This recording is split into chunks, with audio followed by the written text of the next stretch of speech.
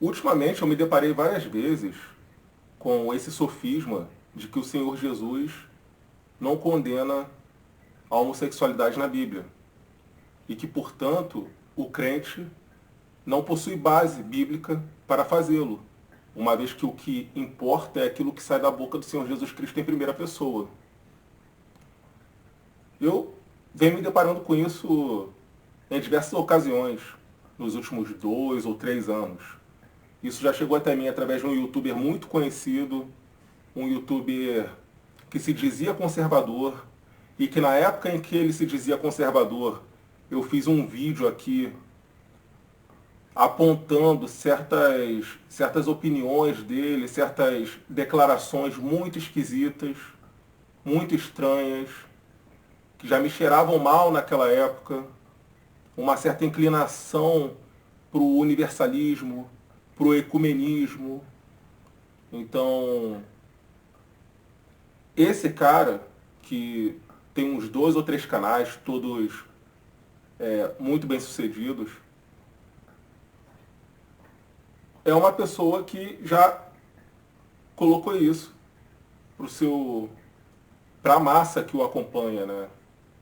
Esse argumento já chegou até mim através de um perfil do Telegram, um perfil conhecido, um perfil ligado à teoria da conspiração, porém não cristão, não bíblico, né? Um perfil muito acessado também pela ala conservadora.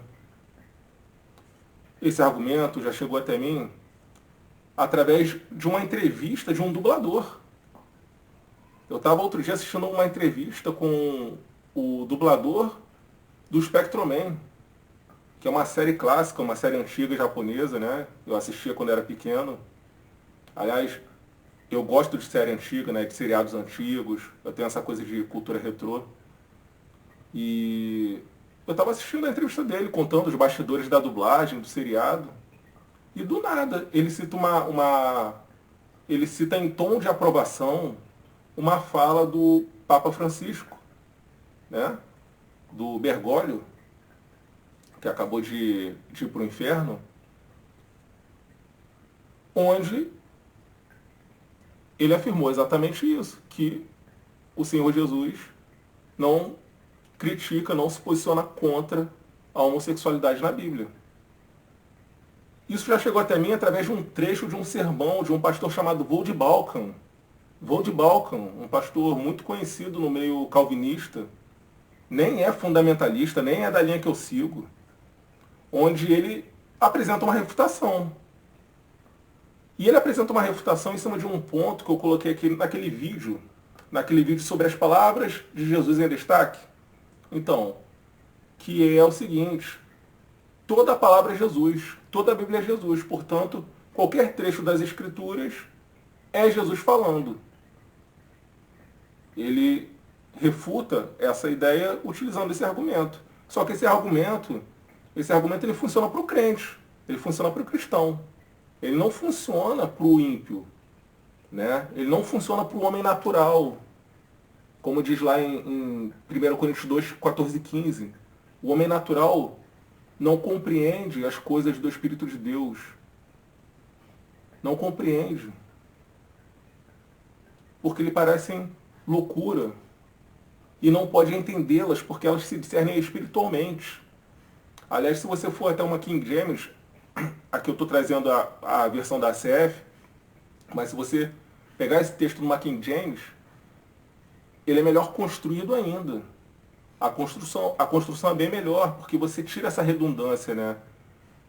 O homem natural não compreende e depois diz, e não pode entendê-las, mas já tinha dito que ele não compreendia, né? Então você tem meio que uma redundância. Na King James isso não existe. Diz que ele não aceita. Ele não aceita. E então explica por que ele não aceita. Ele não aceita porque não pode entendê-las. Porque elas se discernem espiritualmente. Então, esse tipo de argumentação que leva para o terreno espiritual, não cola para essa turma. Você precisa jogar no tabuleiro deles. Esse é um tipo de discussão, de debate, onde você precisa verbalizar no terreno deles. E temos como fazer isso. Felizmente temos como fazê-lo. Lógico, você não vai apresentar Levítico 20, né? Você não vai apresentar o que diz Levítico 20 sobre um homem se deitando com outro homem, porque naturalmente ele vai falar o quê? Tá, mas isso daí é lei de Israel. Isso daí é um outro contexto. Isso não se aplica à igreja. Isso não se aplica ao cristão. E você vai ter que concordar. Mas existem passagens no Novo Testamento onde você pode... Passagens no Novo Testamento que você pode aplicar e mesmo assim ele vai ignorar, ele vai desprezar, rejeitar. Por que ele vai fazer isso? Bom, voltando aqui, né? Para eles o que importa é o que sai da boca do Senhor Jesus em primeira pessoa. Eles não confiam em outros trechos, em outros personagens bíblicos ensinando, transmitindo doutrina. Para eles tem que vir da boca do próprio Senhor Jesus Cristo. Então, nesse vídeo eu vou mostrar, com base nisso, uma sinuca de bico na qual eles se colocam. Uma total contradição na qual eles se colocam. E não tem como eles saírem disso. Bom, vamos lá. Quais são as passagens no Novo Testamento que diretamente, frontalmente, condenam a homossexualidade? Quais são? Vamos lá. Tá aqui. 1 Coríntios 6. 1 Coríntios 6, do 9 ao 10. 1 Coríntios 6, do 9 ao 10. Não sabeis que os injustos não herdarão o reino de Deus? Não vos enganeis. Nem os fornicadores, nem os idólatras, nem os adúlteros, nem os efeminados, nem os que abusam de si mesmos com homens,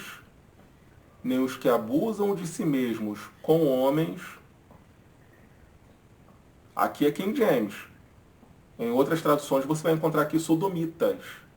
Então, nem os que abusam de si mesmos com homens, nem os ladrões, nem os avarentos, nem os bêbados, nem os maldizentes, nem os extorsores herdarão o reino de Deus. Então, a primeira passagem que explicitamente, diretamente, frontalmente, condena a homossexualidade, né? Claro como a neve, é essa daqui, 1 Coríntios 6, do 9 ao 10. E a segunda passagem é Romanos 1, do 18 ao 32. Olha que interessante isso daqui. Porque a ira de Deus se revela do céu contra toda a impiedade e injustiça dos homens que detêm a verdade em injustiça. Então, aqui a gente já fica sabendo, né, o contexto geral. Ele está falando de quê? Ira de Deus. Ira de Deus se revelando do céu, se manifestando contra toda impiedade e injustiça dos homens.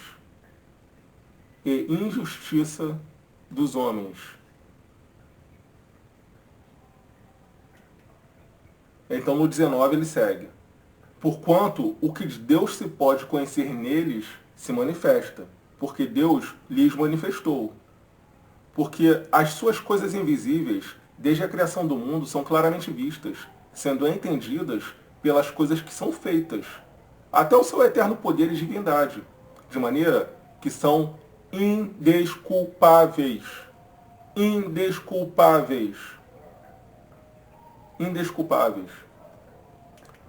Porquanto, tendo conhecido a Deus, não o glorificaram como Deus, nem lhe deram graças. Antes, se tornaram nulos em seus próprios raciocínios.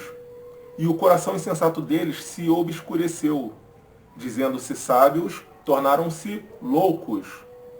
E mudaram a glória do Deus incorruptível em semelhança da imagem de homem corruptível, e de aves, e de quadrúpedes, e de répteis.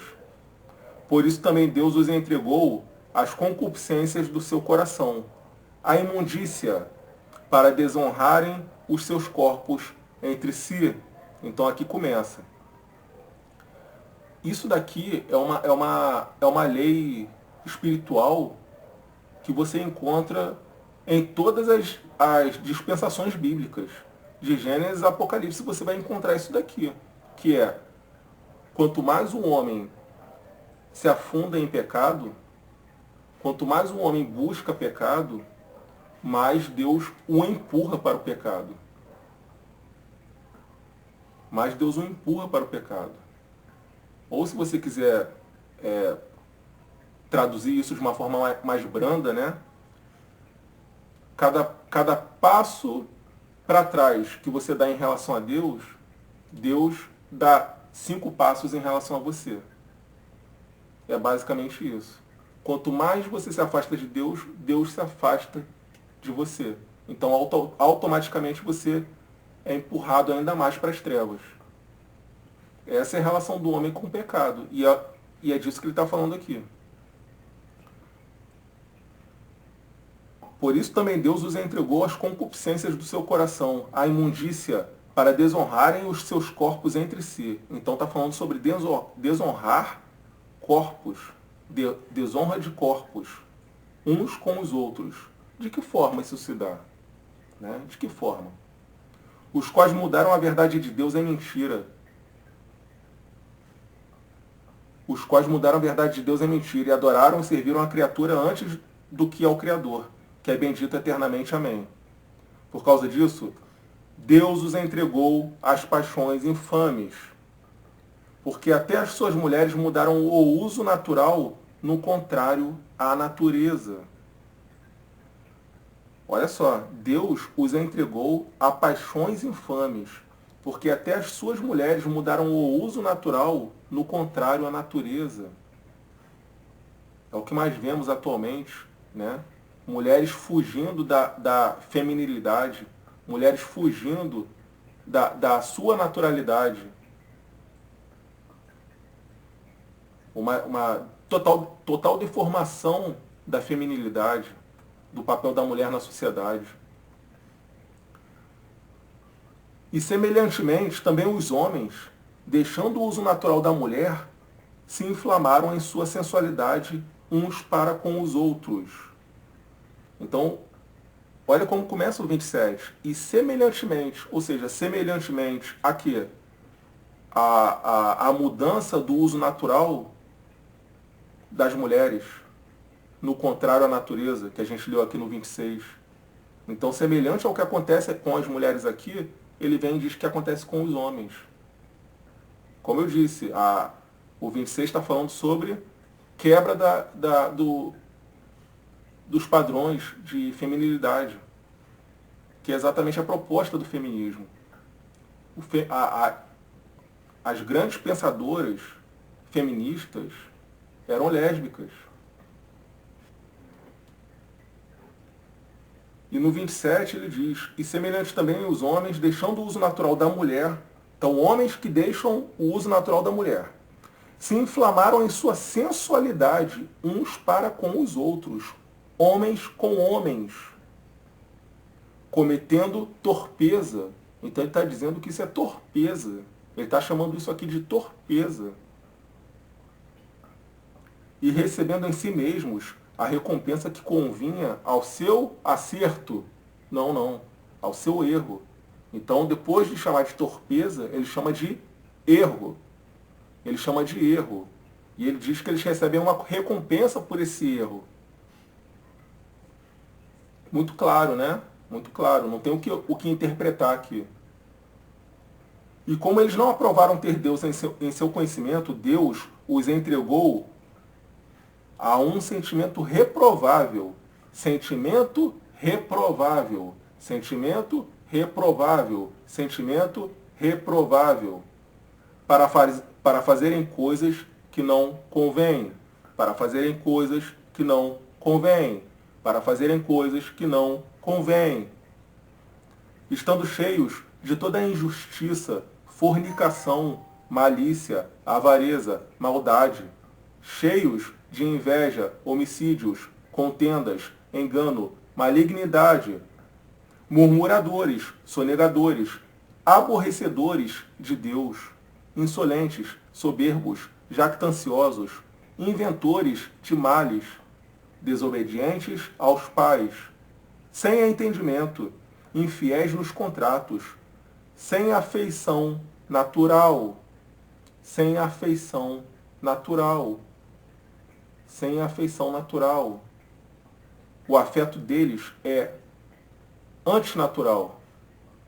O afeto deles é forçado, é superficial, artificial, implacáveis, sem misericórdia, os quais, conhecendo o juízo de Deus, que são dignos de morte os que tais coisas praticam, não só as fazem, mas também consentem aos que as praticam, os quais, conhecendo o juízo de Deus, que são dignos de morte, dignos de morte, dignos de morte, os que tais coisas praticam, não só as fazem, mas também consentem aos que as praticam. Então, nessas duas passagens, né, nós lemos aqui Romanos 1, do 18 ao 32, e 1 Coríntios, né? 1 Coríntios, cadê? Foi 1 Coríntios 6, do 9 ao 10. Nessas duas passagens, fica claro, fica muito límpido e cristalino um ataque, uma condenação à homossexualidade.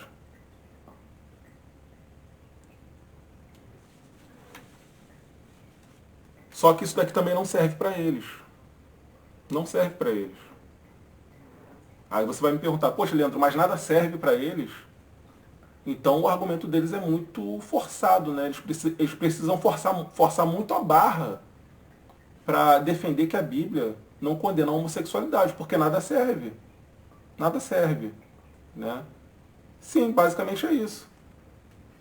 Basicamente é isso. Levítico 20 é um problema. Ok, eu concordo. Levítico 20, né, não, nesse tipo de debate não nos garante, porque é um texto para um outro contexto, né? Outra dispensação, outro povo. Então não se aplica de fato à igreja. Embora nós vejamos ali, né, no momento em que Deus cria uma etnia para ele na terra, no momento em que Deus forma um povo para ele na terra, dentro da legislação que o próprio Deus impõe, todas as opiniões de Deus sobre diversos assuntos, sobre diversos temas, né? Então, lógico, não seria o caso da gente copiar as condenações ali explícitas, né? A lei. Mas a gente pode sim, a gente pode olhar para aquilo dali e ver o que é aprazível a Deus e o que não é. A gente pode ter uma boa ideia, uma boa noção. Mas ok, eles não querem o Antigo Testamento e eu até certo ponto eu concordo. Vamos trabalhar em cima do Novo Testamento. E trabalhando em cima do Novo Testamento, eles só querem aquilo que saia da boca do Senhor Jesus Cristo em primeira pessoa. Eles enxergam ali só a figura histórica, o Jesus como uma figura histórica, como um grande mestre, um grande sábio, apenas isso. Então, portanto, para eles só é válido esse tipo de texto. Os 4 evangelhos. A fonte de autoridade deles, do argumento deles, são os 4 evangelhos. Essa é a fonte de autoridade deles, os 4 evangelhos. Então vou mostrar a saia justa na qual eles se encontram, a partir do momento em que, para eles, a fonte de autoridade é Mateus, Marcos, Lucas e João. Vamos lá. Acompanhe o meu raciocínio. Eu vou te chamar agora para acompanhar um raciocínio através de uma leitura de diferentes passagens, tá? Uma leitura de diferentes passagens. E no final você vai ver como que eles vivem uma contradição. Eles vivem uma contradição. Atos 9, do 10 ao 16. Atos 9, do 10 ao 16.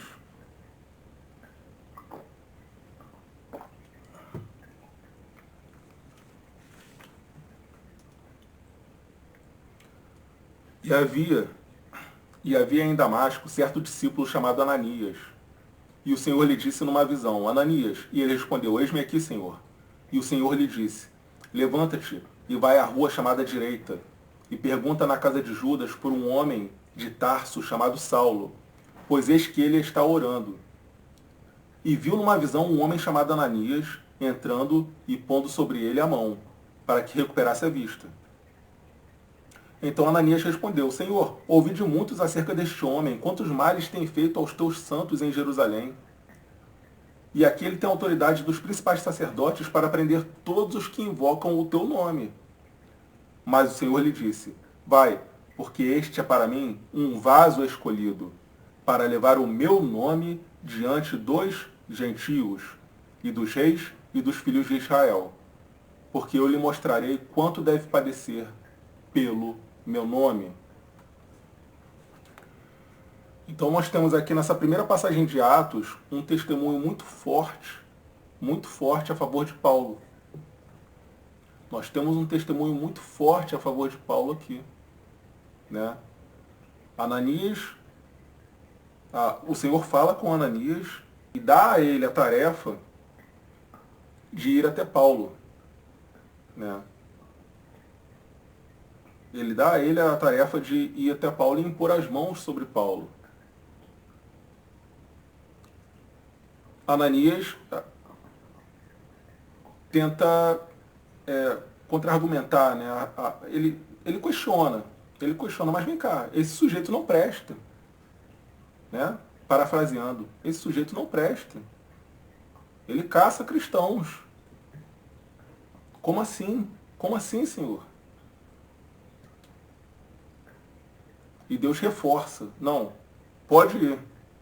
Olha o que está escrito aqui. Vai, porque este é para mim um vaso escolhido, para levar o meu nome diante dos gentios e dos reis e dos filhos de Israel. Porque eu lhe mostrarei quanto deve padecer pelo meu nome. Um testemunho muito forte aqui a favor de Paulo.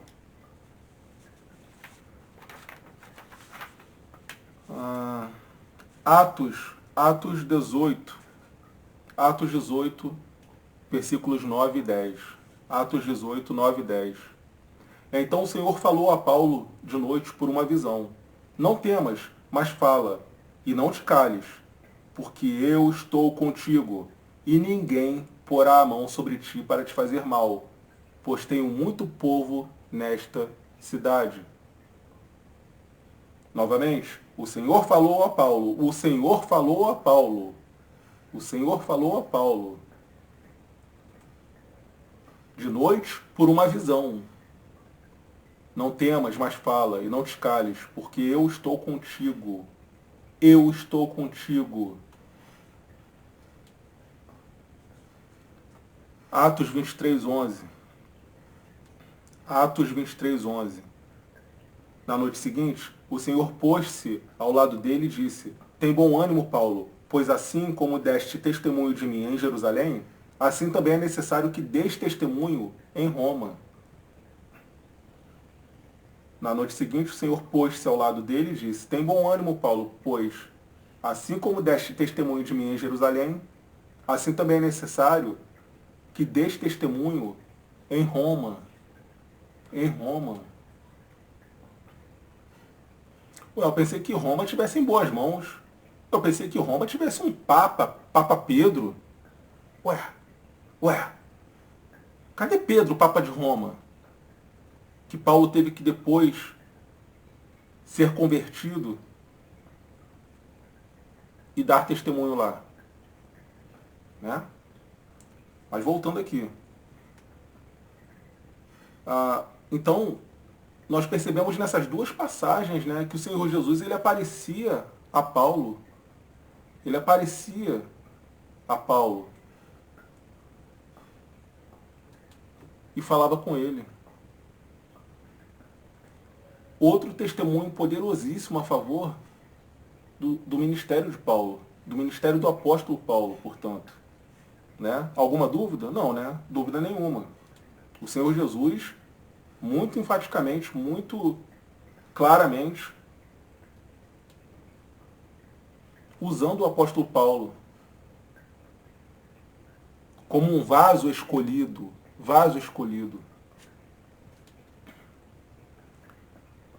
Bom, aqui então fica claro também, né? Isso daqui é bom a gente aproveitar, não custa nada. Muita gente diz, Paulo apóstolo não precisa ser necessariamente alguém que tenha tido um contato direto e pessoal com Cristo. Porque esses apóstolos de hoje em dia, né, os apóstolos neopentecostais, gostam de falar isso. Paulo não foi um dos 12. Paulo não conviveu com Cristo. Mas Paulo teve contato com o Cristo ressurreto. Paulo teve contato com o Cristo ressurreto. Então sim, Paulo esteve com o próprio Jesus. Apenas num outro momento. Mas esteve com o próprio Jesus pessoalmente. Sim, esteve. E nós vimos aqui nessas passagens. Atos 28, 30 a 31, final do livro, né? E Paulo permaneceu por 2 anos inteiros em sua própria casa alugada e recebia todos os que vinham visitá-lo, pregando o reino de Deus e ensinando as coisas concernentes ao Senhor Jesus Cristo, com toda a liberdade, sem impedimento algum. Então, o livro de Atos termina exaltando o ministério de Paulo. O livro de Atos é finalizado dando um bom testemunho sobre o ministério de Paulo, sobre o apóstolo Paulo. Pregando o reino de Deus e ensinando as coisas concernentes ao Senhor Jesus Cristo. Pregando o reino de Deus e ensinando as coisas concernentes ao Senhor Jesus Cristo. Pregando o reino de Deus e ensinando as coisas concernentes ao Senhor Jesus Cristo. E então eu chego no ponto que eu queria chegar. E o ponto que eu queria chegar é, para essa turma, o que Paulo escreveu não é válido. O ensino de Paulo não é válido. Eles desprezam completamente. Muitos chegam ao ponto de dizer que Paulo era um farsante, que Paulo foi um infiltrado na igreja. Muitos chegam a esse ponto. Certos judaizantes do YouTube gostam de afirmar isso. Né? Não, Paulo, o que Paulo disse não vale. Paulo deve ser rejeitado, deve ser desprezado. Aquilo dali foi um charlatão.